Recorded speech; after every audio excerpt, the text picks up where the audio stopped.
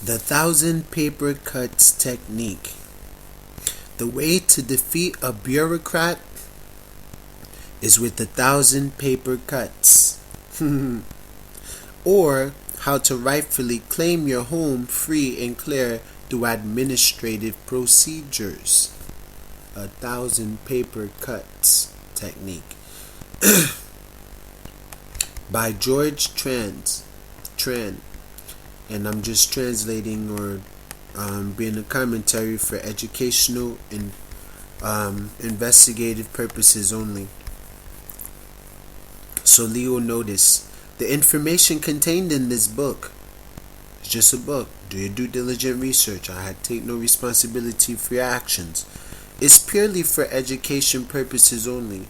No part of this information is to be considered legal advice. You are advised to do your own research and seek legal counsel. The author makes no guarantee, explicit or implied, on the performance of the process outlined in this book. So the author makes no guarantee, explicit or implied, on the performance of the process outlined in this book. You are advised to do your own research and come to your own conclusion before embarking on your own process.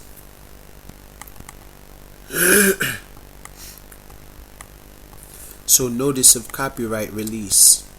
The author has chosen to withhold his right to copyright on the content of this book.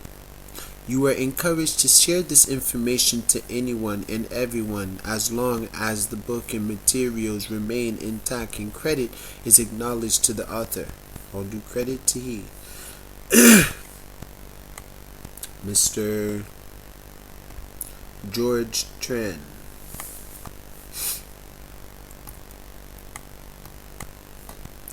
So please spread this far and wide.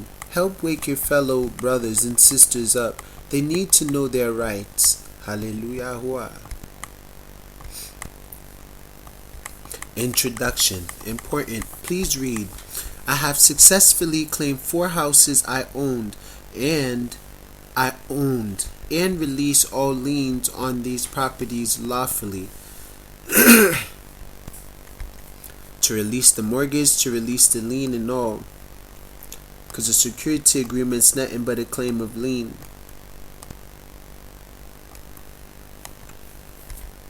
So if you are in foreclosure or would like to learn how I did it, then this book is for you. As you can see on the following pages, here's the recorded full reconveyance on my 3 properties. A full reconveyance means the property is free and clear of liens and encumbrances. A full reconveyance means the note has been satisfied in full and has been released back to the owner of the property. I spent over 200 hours researching this process. So, the note has been satisfied in full and has been released back to the owner of the property. I spent over 200 hours researching this process. I feel that more people should know the truth about what's going on with their loan and claim what is rightfully theirs. I am not a guru. I don't claim to be an expert in this matter, all bold. I credit Jerry Kane and John Stewart for most of my education. Thanks to Angela Stark from privateaudio.homestead.com. There are many more learned men who came before me who have made this process possible. For that I am deeply grateful. So we're going to just skip around and get to the point. So this right here is the deed of full reconveyance. So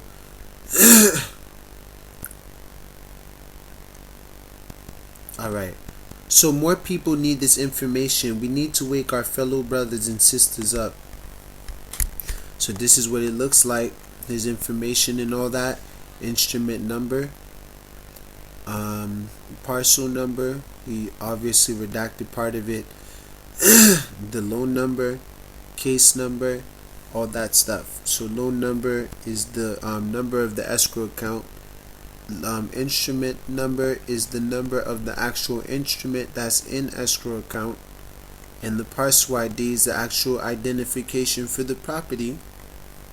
And case number is probably the case that he was going through, if there was. So then he paid $10 to do it for one page. And obviously puts in to scan it right here. And as you can see, this number right here is right here. That's the book number and page. So space above this line for recorder's use only. So what you would do would put your information right here, just like you see right here, and you would leave here blank so they can stamp it. You just want to let them know where to send it after this is done being recorded. This is your legal information and holder in due course assertion. So whereas Michael Waters, the trustee, under the deed of trust, under the actual deed of trust, dated or near May 1st, 2007, made and executed by George Tran, the one that is making this document, as trustor or trustors to Wachovia Mortgage FSB as beneficiary, and recorded as instrument number, etc. Because Wachovia Mortgage is the one who gave him the mortgage, and this is the DEP instrument, the instrument number right there, the actual instrument. So instrument number, that's the actual note. Loan number will be the actual escrow account number, the coupon number. And I know how to do all of it. You can contact me at godlivesinourheart@hotmail.com if you're interested in my own service. But yeah, this is for educational purposes though. This is not my document. I take no credit for it. I just understand it. So George Tran as trustor to Wachovia Mortgage as beneficiary. So George Tran is the trustor, or also known as the trustee. Michael Waters is the trustee, or the mortgagee, under the deed of trust dated on this day or near that day. Executed by the trustor to Wachovia as beneficiary, the bank, and recorded as instrument number, etc. of the office records in the office of the recorder office of whatever county, whatever state, having received from beneficiary, put the beneficiary name, under said deed. So having received from beneficiary, Wachovia Mortgage, under said deed of trust, instrument number, etc., a written request to reconvey, reciting that all sums secured by said deed of trust have been paid in full, fully paid, in said deed of trust, and the note or notes secured thereby having been surrendered to the trustee for cancellation, do hereby reconvey without warranty to the person or persons legally entitled thereto all right, title, and interest. All right, title, and interest heretofore acquired 1099A and now held by said trustee Michael Waters under said deed of trust. So it's in his hand and he's the one in charge of it. So the deed of full reconveyance in the real property commonly known as, and you put the property address right here and zip code and state, situated in the county of whatever county you're in or city and the state, and more particularly described as follows, or you can say legal description. So the main thing about this right here, what makes it powerful, is this right here. Under said deed of trust, so having received from beneficiary under said deed of trust in a written request to convey, reciting, request to reconvey. That request to reconvey is when you finally get to the point.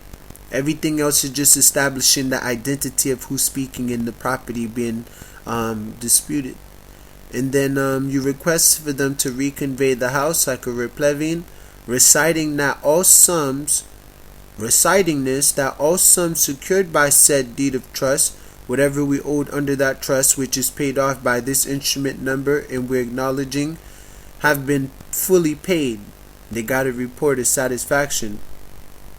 And said deed of trust, which is your security agreement, the security agreement, which is the lien, and the note, which is the asset, the payoff, or notes, whatever, secured thereby, having been secured by it, having been surrendered to the trustee, to Michael Waters, your mortgagee, for cancellation, do hereby reconvey without warranty to the person or persons legally entitled thereto all right, title, and interest. So we're having them reconvey not just anything, we're having them reconvey without warranty all right, title, and interest to the person legally entitled thereto, known as the holder in due course.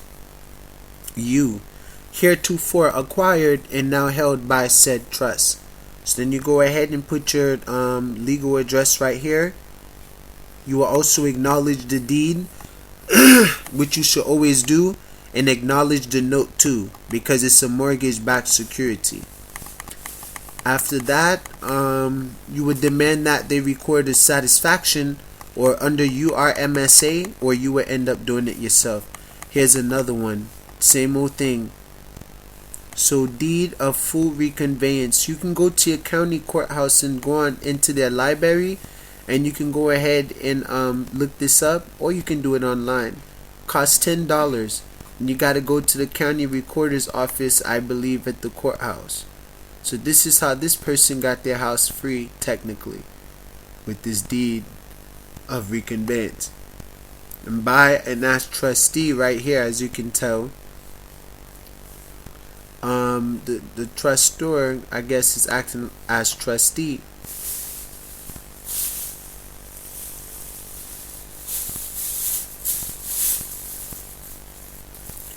Yeah, so I'll be the address and all that stuff according to the plot.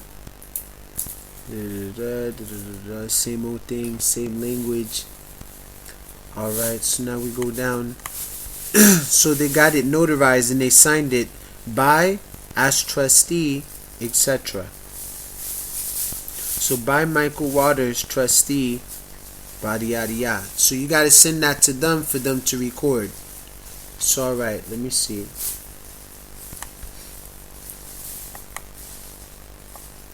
Or you can appoint someone to be a trustee. So chapter 1, is this legit? Firstly, I want to congratulate you for taking the initiative to learn and discover your rights. Ugendwa. There is nothing magical about this process I am about to show you. It just takes time and your willingness to research and discover the truth. Don't take my word for it. Do your research. Read, study, write, learn. Wisdom. I insist that you do your own research to back up the information I've presented here. So don't do anything I did until you know what you were doing and have claimed the process yourself. Literally. So here's my story. My name is George Tran. Created this company called OneShoppingCart.com. It is one of the world's largest e-commerce provider and is now a public company. I brought a number of properties over the years and have held them as rentals. One day I heard about people being able to claim their house free and clear, like I know how to do. Naturally, I was pretty skeptical about it. Like you, I thought these guys must either by doing something illegal or unethical. Like they were thieves. Like, how can you get a house for free? My son, my daughter, leave me alone. I'm gonna pay the mortgage. No, you're not. No, you're not. But the idea of owing my properties free and clear, fee simple, clear title, was too intriguing to ignore. It's fascinating and interesting. It makes you want to study more about real estate. Once you have a home, Everything else doesn't really matter sometimes. A house and a car. That's why they try to control it through paperwork. So I continue to learn the process and research. By the way, all this information is freely available. Simply search for creditors in commerce, I love them, or go to privateaudio.homestead.com. It's all there. I encourage you to watch the videos and content provided by Jerry Kane and John Stewart. The password for Jerry's site is make me. So anyway, as I delved deeper and deeper into this, it quickly became clear to me that this movement is very legit. Hallelujah. Let me bring to your attention a minor fact to put things into perspective for you, into visual. I am a highly respected figure among internet marketing circles. I am also a real estate investor, so my good name and credit rating is key to my livelihood. My good name and credit rating is key to my livelihood. I love what he said there. I'm not about to risk my good name on some weird scheme. So after some more research, I am convinced that not only A, that the process actually works, B, it is lawful. I've seen them take houses under default. And C, hundreds if not thousands of people have done it successfully. Look, it's not my job to sell you anything. I just want to share with you some information so it might help you with your situation. If you want to listen and learn, hurry up, grab a pencil, grab a pen. You have 1 minute. Go grab a paper, go grab a pen real quick.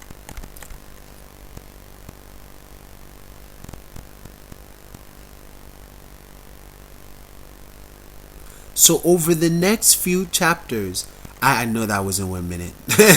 You can pause it though if you need. But over the next few chapters, I will be giving you information to help you understand the process. So understand that I've spent hundreds of hours doing this research, so it will hardly be fair to just dump that information on you in one sitting and expect you to understand it all. But here's a quick overview of the process. As you know, if you listen to the news that lenders have sold mortgage-backed securities or a liability backed up by an asset or a security agreement backed by a promissory note on the stock market. Yup. And they make money, peso, per person and per dollar. Where money, commodity, nothing but a number like a social security. They force you to get it, especially the immigrants, and they eat them through the paperwork they sign, giving them all their rights, their droit. But what this means is that my note, which is money, your note, which is your money, and almost everyone's note, almost everyone's money, is floating around in space in stock markets, where investors buy it hoping to foreclose on your home as if they are the original creditor. That is theft. So starting in 2008, things started to go south, drop to hell. More and more people started to fall into foreclosure, like today. The problem is because the note have been fractionalized, meaning it was divided into hundreds of pieces and sold to hundreds of investors on the stock market. No one actually owned the note, which means no one person could actually foreclose on the property because they don't own it. You own the note, and it was meant to go to the person that's the payee. Like when you give a check to someone, if someone steals the check, because can they cash the check? No, because when they go to the bank, what do they have to do? Identify themselves. So if they're not the name on the check, they cannot cash it unless it's a bearer bond and they complete the check by putting their name into it. Then they can show their identification. They let them cash the check. But they cannot foreclose on the house if they don't identify themselves. You got to know if they're a servicer of your debt, if they have a contract with the original creditor, are they an investor in the note? Have they just bought the note from the stock market like we just heard about? Are you taking note? It's valuable. So upon this discovery, discover, to uncover, découvrir, ça qui couvrir, investors started suing the banks. Because the banks are selling them bonds that, that don't belong to them. They're unsecured notes. It's not even recorded on the record. So as more and more foreclosures started happening, this spelled a disaster to the banking industry. So our friends, the bankers, went to Congress and said, please bail us out. If you don't, we will go out of business and this will lead to the collapse of the financial system. Babylon has fallen. The $1 trillion bailout. Ooh, Baal worship. And I rebuke it in the name of Yahuwah. So what does that mean? It means that the bank was paid in full for all the mortgages outstanding. FDIC backed them up and paid off the debt. That's the insurance. The Federal Depository Insurance Corporation. They insure them. If they go into default, they pay them the full amount of the note. That's why they force you to get insurance for the house to make sure if you cannot pay, they know you won't be able to pay after a while. They can also get the whole full amount all over again through the insurance. And keep the money you gave them each month. And take the original note and take your house and do all this stuff and leave you on the road like a bum. That's theft. You cannot just go from being at 100 and become a bum overnight unless someone robbed you. Someone robbed you. You can't let that go. They must pay. There must be some judgment until my death. So yep, they were paid by using your money, your currency, your endorsement, your signature, your yes, your consent. Authorization, endorsement, autograph is valuable like $1. So once when they sold the note to the investors and again by the bailout, pretty sweet. And they are getting paid the third time by you. What? No way. That can't be right. Where's the justice in that? Côté justice là dans ça? Pas gain. There isn't. So why haven't I heard about this in the news? Because they all work for Satan. There's a lot of things you don't hear about in the news. This is but one of the many dirty deeds done to us that you don't hear about on the news. It's a secret. If everybody knew, then the mortgage system would fall apart. So that's why I want to share this information with you so you can exert your right. Forget the mortgage system. I want my home. My family home. This is not a business. And you did not tell me it was going to be a business. And you made the most money from it.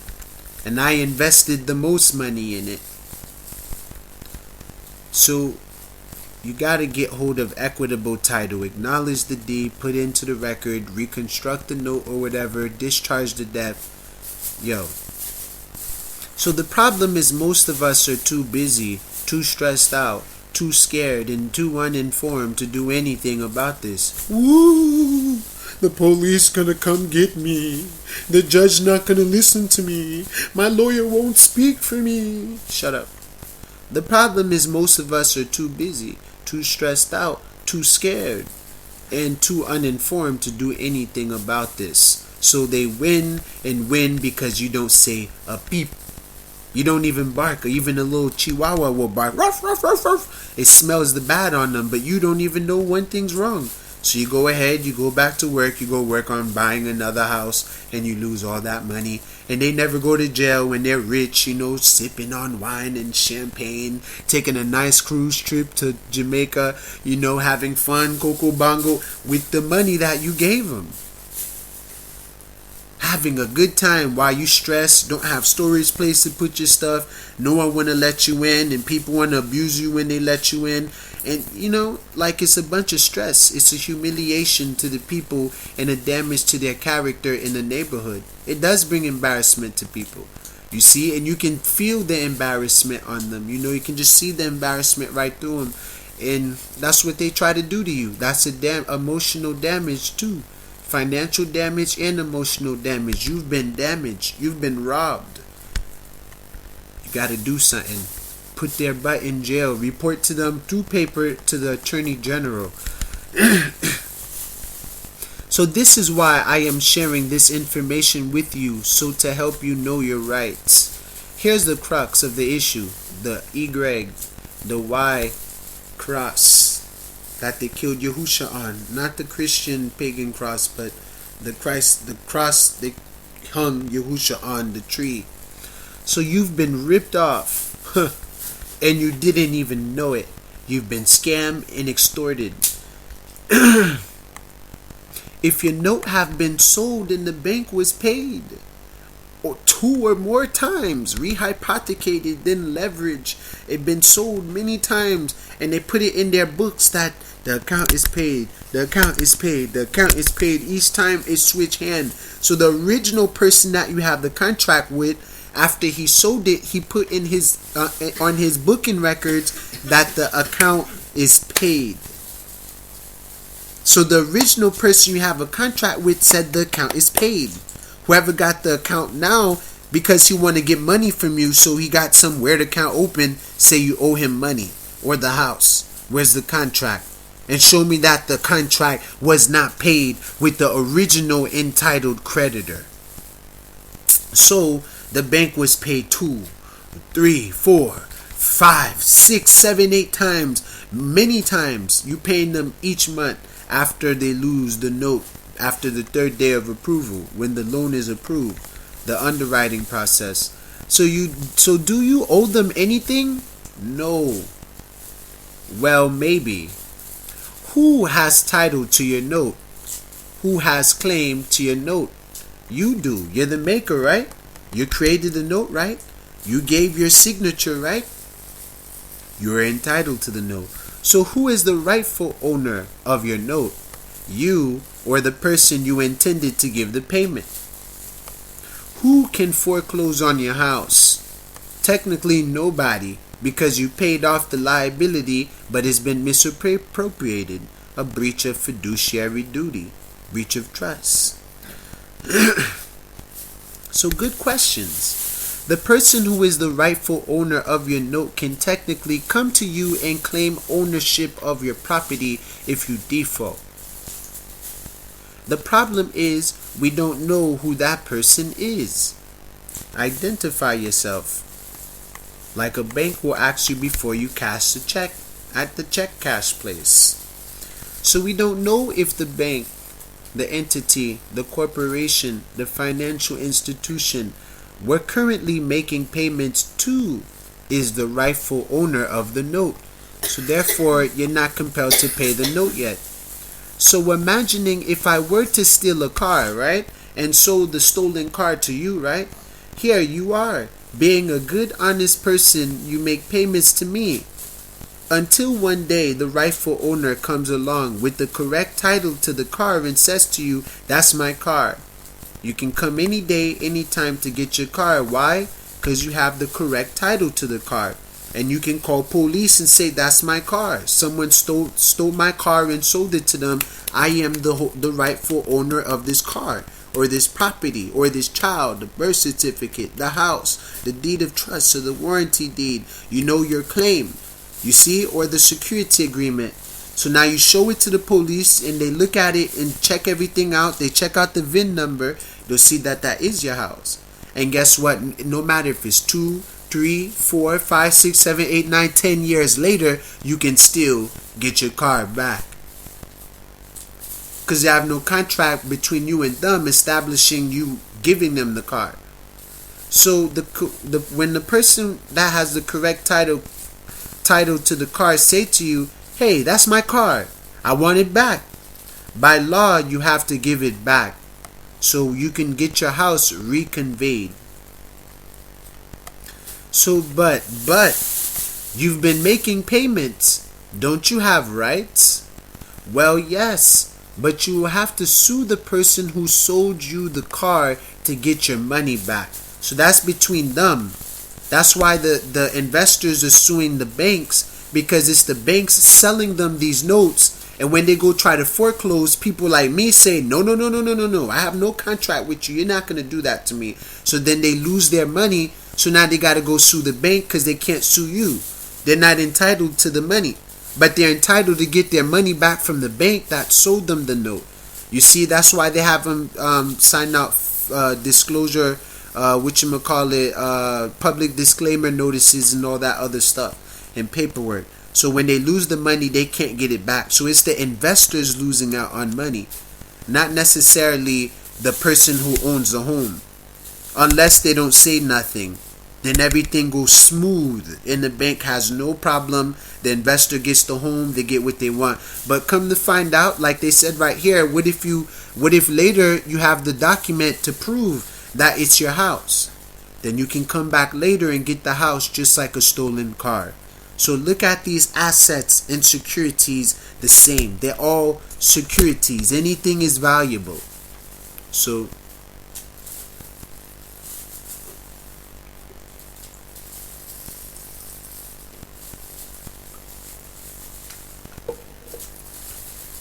he might already be gone.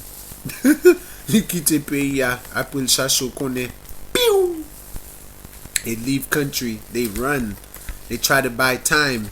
They say, "Oh, it's because my surgery." You stupid. You know exactly what you did from beginning to end. I was entitled to that note that you caused me to lose.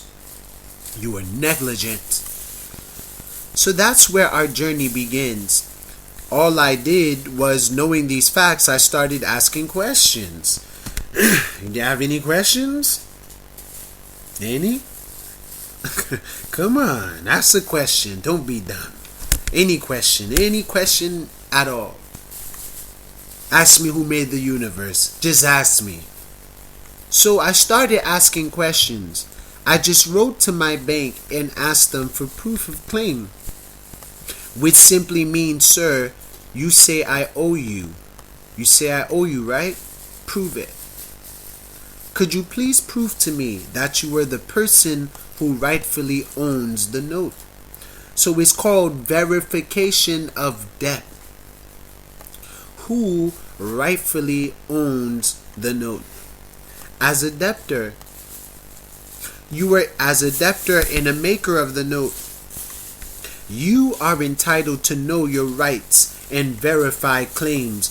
You have the right to ask questions before you give money. Hold up, who are you first? Alright. Once they give you their name, and they give you the money, then you promise to pay them. They never gave you any money, but you promised to pay them. Now the house is gone and they never gave you money, but you signed that you promised to pay them back. You see how they got you? And they never owned the house. They just created paper and stuff, which is easy. Just like the stolen car example, So as a debtor, you were entitled to know your rights and verify claims, just like the stolen car example. I gave the bank 30 days to do so. They sent me a copy of the note, which was photocopied years ago, which is a counterfeit copy and contraband, which was not what I had asked.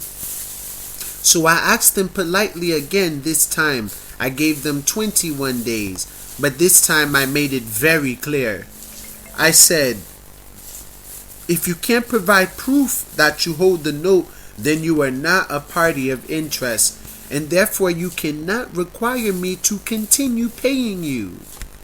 And I got techniques on how to, put that in the affidavit form. Contact me at godlivesinourheart@hotmail.com.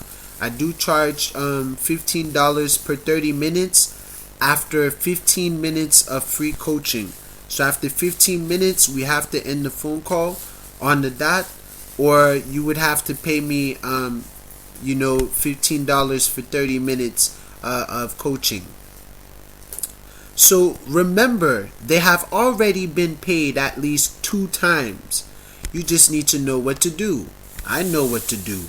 We know what to do. This man know what to do. As long as you know what to do, you're fine. But if you need help, you gotta pay the price. And it's worth it because you'll be saving a lot more money than having to go to court, having to move your stuff, losing your note, paying again, losing your interest. You lose a lot of money if you don't do what you need to do. You need to claim it all, like that's mine. That's mine. They got my name on it. That's my signature. That's not mine. It doesn't have my name on it. That's how it works. Show me my name, not you printing it out. That's fraud and identity theft and forgery. So I am not trying to scam anyone out of their well-deserved money. I just want to make sure I am paying the right guy. Exactly. Just want to make sure you're paying the right person. But is it legal to do that? Is there a law that requires them to prove that they're the holder in due course? 3:21 p.m. Hallelujah. Is it legal? I don't know. Is there a law that requires them to prove it? I don't really know, nor do I care. I just want to make sure I am paying the right guy, and I don't want to be conned. Anyway, after my second notice, it is done.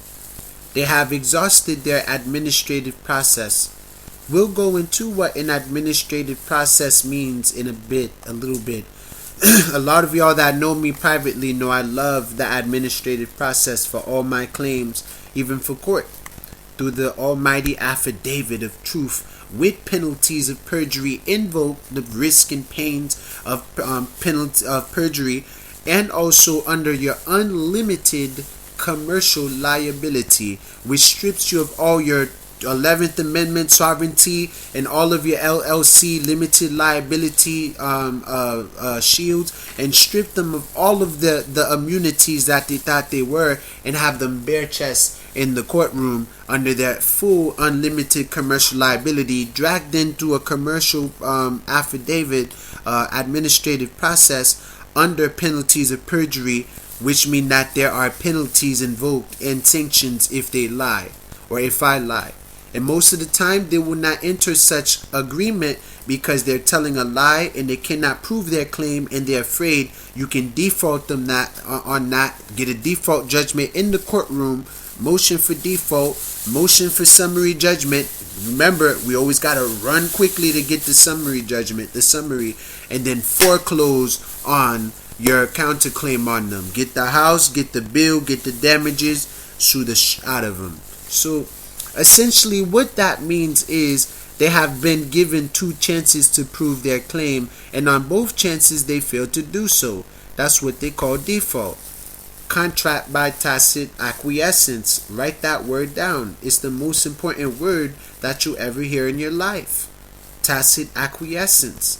I've seen them take houses from people under default, even people's children and car, because these are all securities and asset, and if you don't claim it's yours, it's unclaimed property, unclaimed asset. It's like, if I don't claim this cup is mine and stuff, technically the cup is not mine, so anyone can come and take the cup because I don't say, hey, this is my cup, don't touch it or I'll hurt you. Now if someone touch it and I say that and I hurt them, I haven't committed no crime. It was a contract. I told them don't touch it and they touched it. That's contract. I can hit you now. You see? But if you don't warn no one and someone come take your cup and you go hit him in the head, you're going to jail because y'all had no contract. Now you damaged them. So wait until you get the cuffs on their wrists. Get them into contract before you haul them in like a fish into the private sector. So therefore you have no choice but to declare their claim null and void, nunc pro tunc ab initio. Claim your vague, void, vide, So what does that mean? Qu'est-ce que ça veut dire then? It means the note they have on you can be canceled. And the beauty is you don't even need their permission to cancel the note because you are a party in the transaction. So what? Really? Is that legal? I don't know. But Congress created an act called the Administrative Procedures Act of 1946, United States Code Title 5, Section 500. This act gives you certain rights that, should you follow them, allows almost any controversy to be resolved privately through paper exchange. It has to be written, and they have to notify you in writing, and they have to have proof of signature and return signature receipt, and proof of mailing, proof of service, due process of law. A certificate of service not enough. They need a USPS certified mail proof or return signature receipt proof, or I never received any mail or any notice. I never been notified. It wasn't in paper. It wasn't in writing. If it was, prove it. Prove that you delivered it too. And they can't, because they never record anything. They're very lazy. That's why they messed up. They just hope that you're stupid enough so they can just go in the court and say it's mine, and you don't say nothing, and they're like, alright, give it to them, and then they leave the courtroom. They're hoping you don't say nothing. They don't want you to talk, because stupid people don't talk. People like me who's intelligent, we talk. You see? And we don't let them talk, because we are in charge of our stuff, not the judge. He's just there to judge the evidence. What evidence did he see to give this person what belongs to me? I didn't see the evidence. Where is it? Nowhere. No evidence. So no evidence, no claim, no jurisdiction. They cannot enforce the note. They have to give you back your car or the house or your child or whatever it is that you are claiming is yours. If you're claiming it's yours, I mean, you can just let it go, right? So, hallelujah. So I want you to keep an open mind and come to your own conclusion. Please Google it for yourself. The important thing to remember is you have to own the process and come to your own conclusion. Anyway, after the 51 days, I sent the bank a notice of default, informing them that their claim on my property has been terminated. So he probably don't do 3 warnings. I then instructed the trustee to reconvey the property back to me. So we instructed them to reconvey it back to him, like he did with that thing you seen, the document up there. So that's a hugely abbreviated explanation of my process. So in order to go into more detail about my process, I need to educate you more about how real estate transactions work so you can understand. Question 1. Can I do this process even if I am in default? Yes. Question 2. Can I do this process if I am not in default? Of course, yes. Will I go to jail? It depends. If you break the law through your uninformed actions, then that's up to you. If you lie, cheat, or cause harm to other people, then you probably should not embark on this process because you may go to jail. If you're a liar and a thief, if you're telling the truth, no, there's a chance you won't. But sometimes there are, because you're telling the truth and they hate it. Put him in jail, hold him in contempt, put him in Guantanamo Bay. You know? So the judge be getting mad. Get out of my courtroom. You see, but you can't be afraid because he's not God. He's not Yah. And the Most High will bring him off his high horse with all his ego. Misconduct, immoral.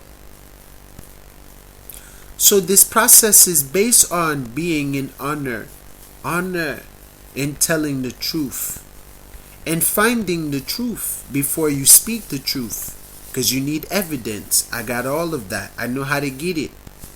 So always be honest and ethical and be nice. Are you George Tran Are you George Tran, our lawyer? No, I am not practicing law. I am just telling you what I did and how I did it. This is just education. Go grab a bowl and a spoon and let's eat some knowledge. Burp. I am not making recommendations or legal determinations. I am offering free education to people.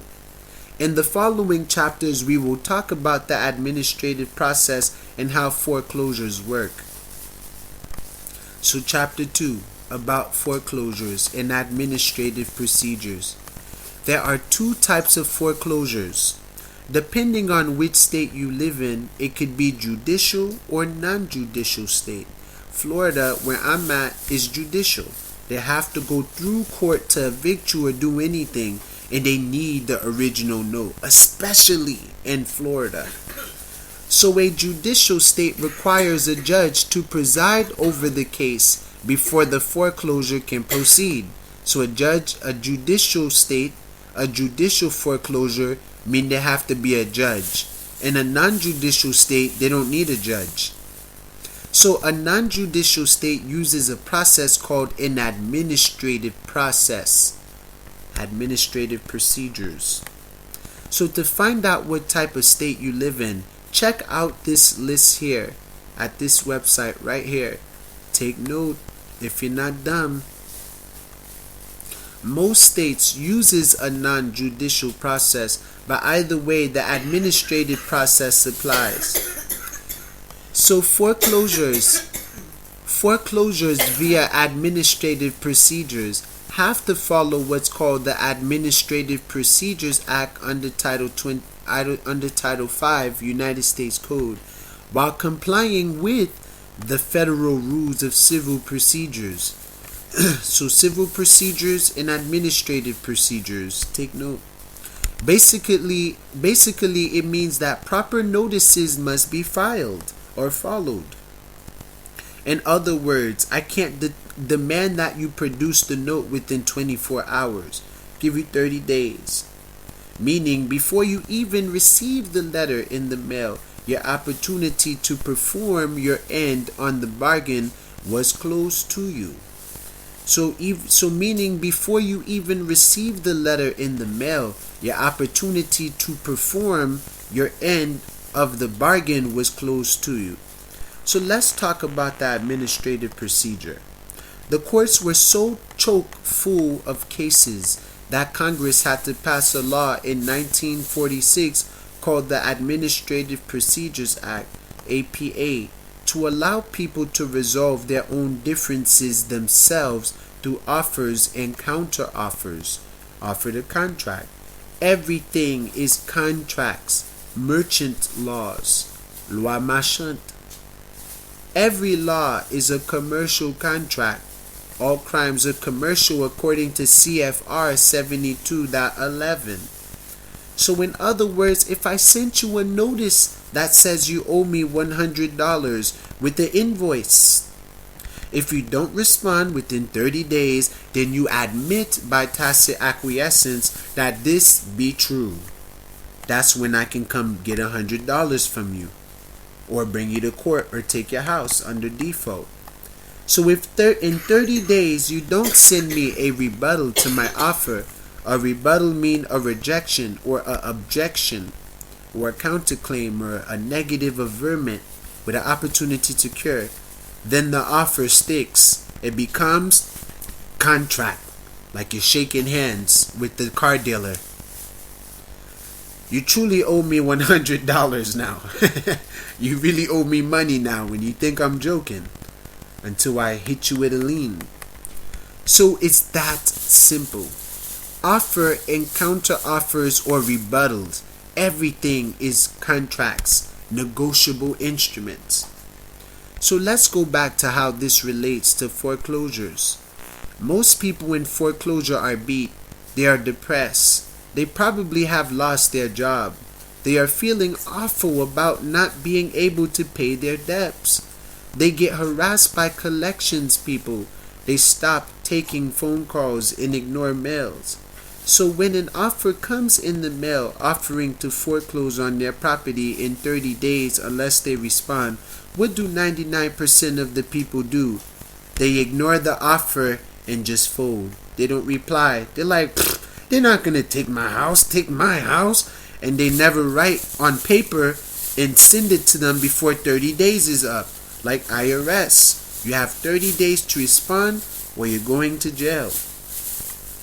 So after 30 days, they'll come for you. They'll put the dogs on you. And it's going to be very loud that day.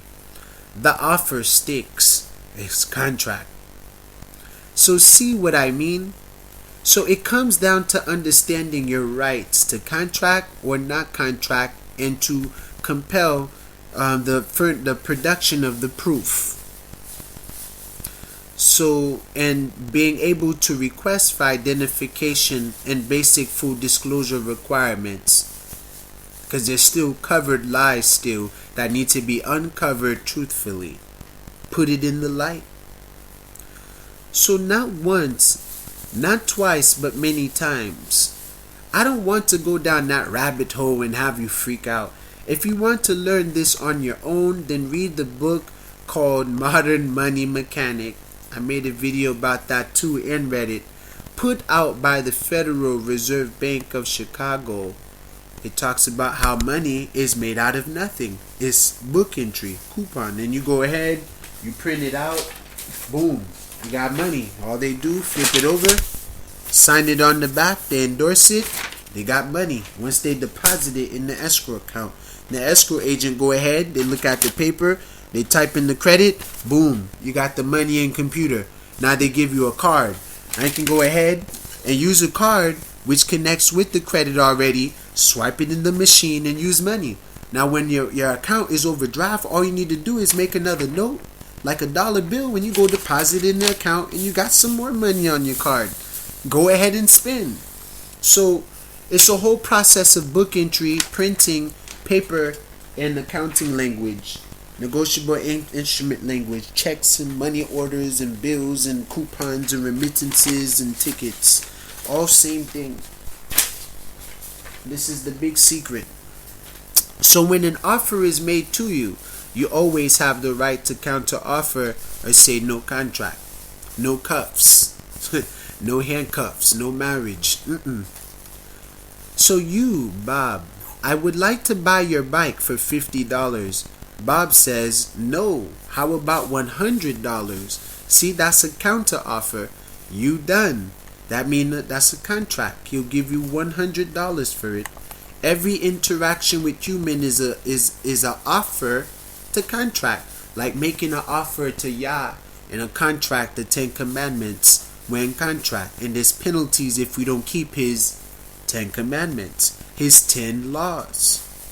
And his law is the only law. There is no other law unless I hurt you or take something from you or made a promise I did not keep. If none of that exists, you have no power over my soul and body. So help me Yah. May there be some light shine in this situation. May God be our judge. Wakon judge. See? Offer, then counter offer or rebuttal. Here's another example. You, Bob, owe me $100. Bob said, do I? Prove it. You, look, last Monday I wrote you a check. Here's the stuff for $100 to Bob. That's proof. So now Bob says, oh, okay. So he got to pay it. So when you say prove it, they got to prove it. You see? You can also make a counterclaim. So you have the right to ask questions. The first question you should always ask when someone makes a claim against you is prove it. Even if you did it, prove it. Make it a habit, prove it. That's all you need to say. Prove it. Make me do it.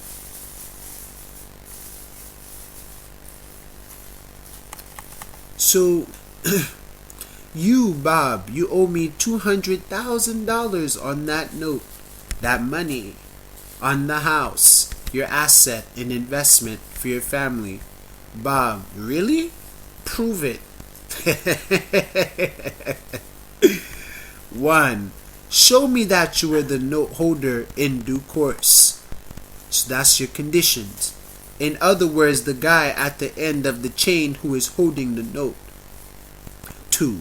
Show me that you still have my original wet ink signed signature or note. By law, the other party must maintain self-keeping of your legal documents, but you have the right to inspect them. Inspect, audit, according to the generally accepted auditing standards. So in the United States Code, Title 18, Part 1, Chapter 101, Section 2071, you have the right to inspect the record, the statement of account. That's also in UCC Article 9, dealing with secure transactions or perfection of security. So 3.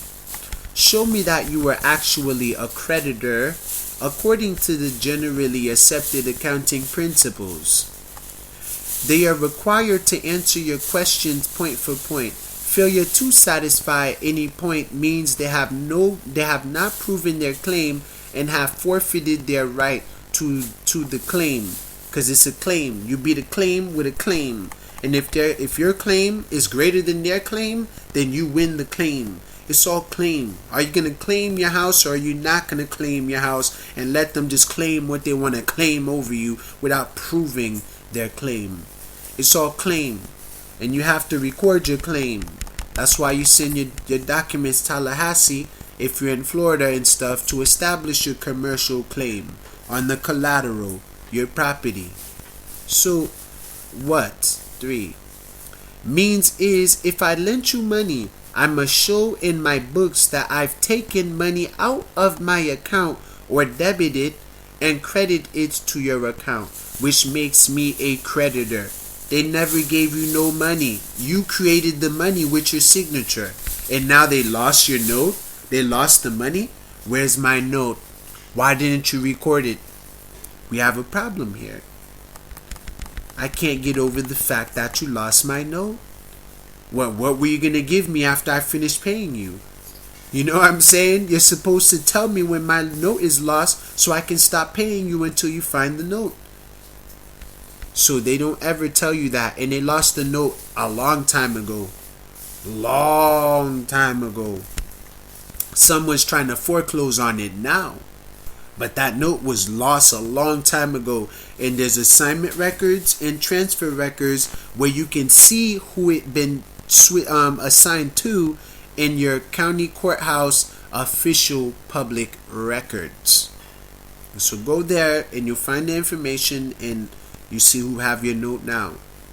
So do your own research. Read Modern Money Mechanics. It's published by the Federal Reserve.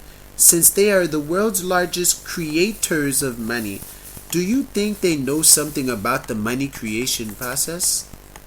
Wait a minute. You mean they didn't actually lend me any money at all?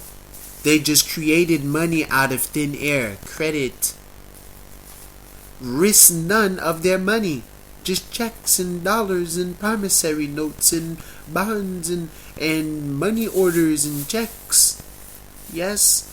And have me pay them over the next 30 years. Because most mortgages or notes are has a 30-year maturity.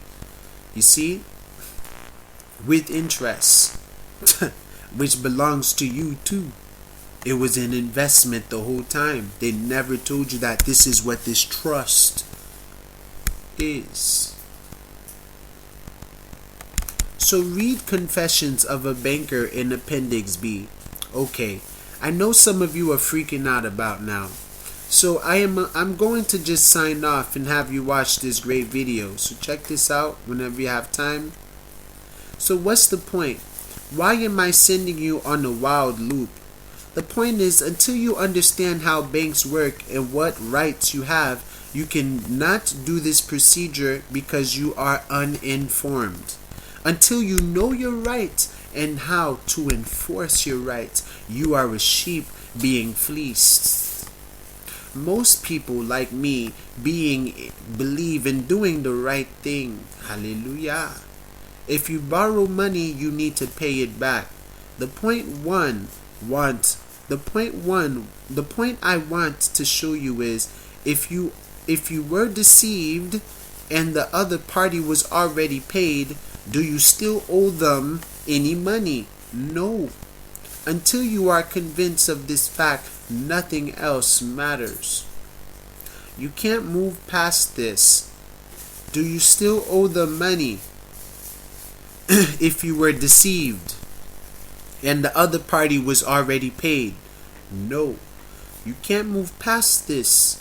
And thus you will always feel like you are doing what you are doing is wrong, or dishonestly depriving the bank what is rightfully theirs when it's not for them. Don't feel bad for the damn banks. To hell with the damn banks.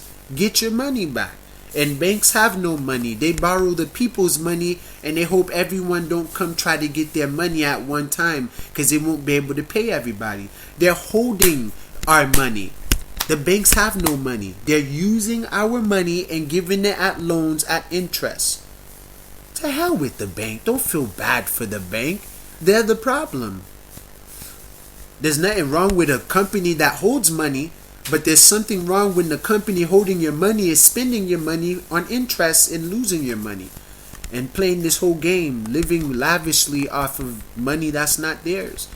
Go get limousine rides, jet rides, all people tax money. I paid for that.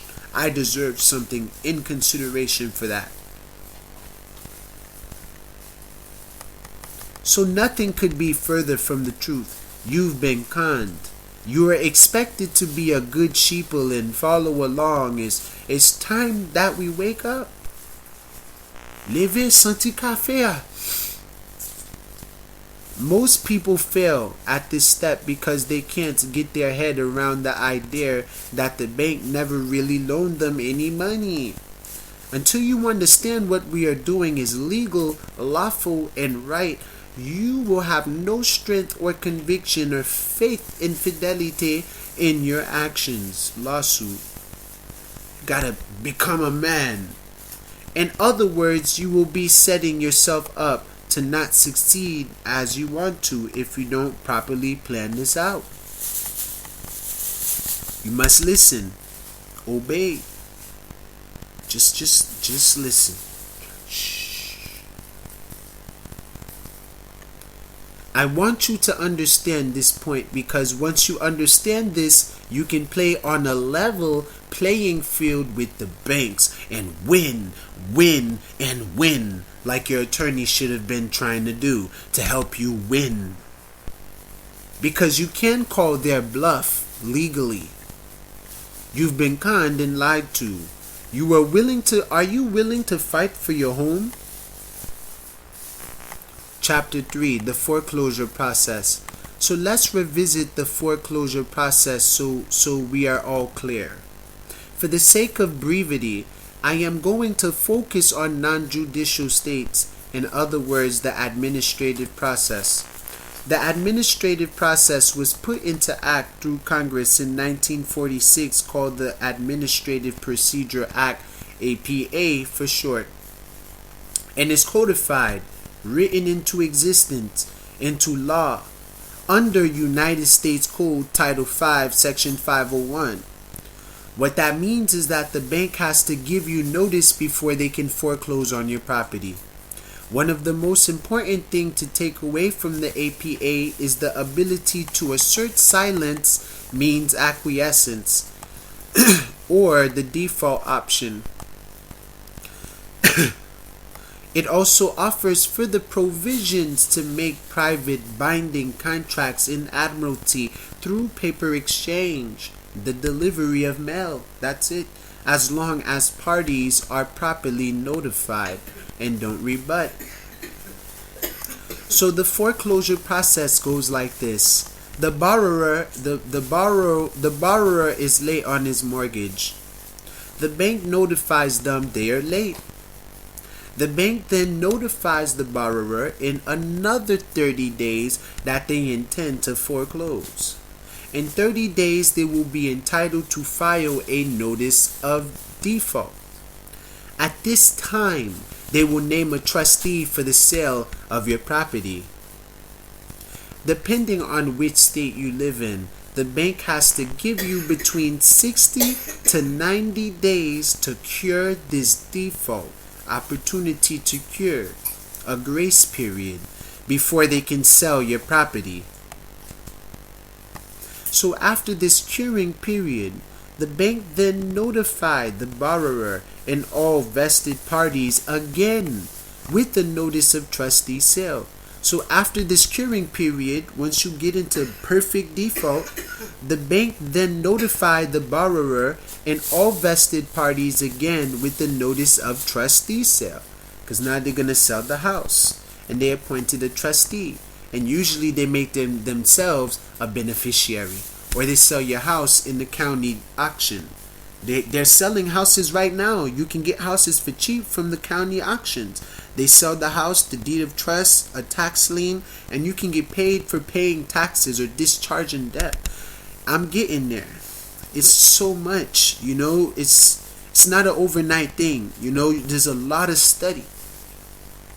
So this is typically done at a quiet corner at your local county courthouse, like I said. However, there's been instances where it is held at an attorney's office. The law requires this auction to be done at a public location. So the house is then put up for auction. Once the sale is complete, the new owner of the property gains title to the property after they sell the house.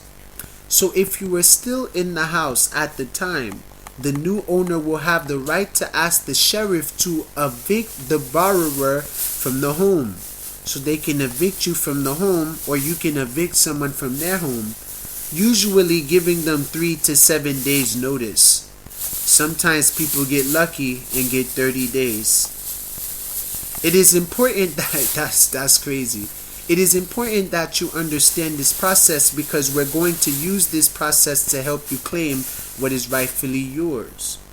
As I mentioned before, a non-judicial foreclosure is done purely through administrative process, offer, then counteroffer, or rebuttal. It's really that simple. So, for example, when the bank offers you a notice that you owe the money, your rebuttal counteroffer is, really? Prove it. This is key to our strategy, and it is 100% within your rights. You see? There's no risk. Don't be afraid of jail. It's the truth. So really, is that legal? Well, it's the same procedure the banks use against homeowners, right? They always get you on the default, right? You know someone who been through it or been through it yourself. So it's the same procedure the IRS use against taxpayers. You have 30 days to rebut this, or this can turn into $5,000 debt. So you got to write to them, rewrite back, or you're going to go to jail. It's the same procedure every offer made by the United States government to its citizens. So it's messed up. That's messed up. So in other words, if it is not legal for you to do this and they challenge you on this point, then they are challenging the entire legal process for the United States government under Title V United States Code Administrative Procedures. This is proper procedure, proper practice. So the United States government and Supreme Court will need to come to your defense, else have an ugly precedent on their hands. The United States government and Supreme Court. They can't just let this go down. They have to protect the taxpayers' interests. This is really important. This is really important. Really. You have this right no matter what the bank says, no matter what the bank's attorneys say. It is their job to lie, threaten, and steal your property. It's your job to call their bluff. The question is, do you have the courage to do what is right? Yes! That's all I am trying to do here, is to help educate you so you do have the courage to fight these thieves. Put another way, Is your home and your family worth protecting? Is it worth fighting for? So we're going to pause right here for right now. When we continue on in part 2 of this video, we'll continue in chapter 4, Understanding the Deed of Trust. Hope you all have a wonderful day, everyone. I'll see you guys in the next part. Hallelujah.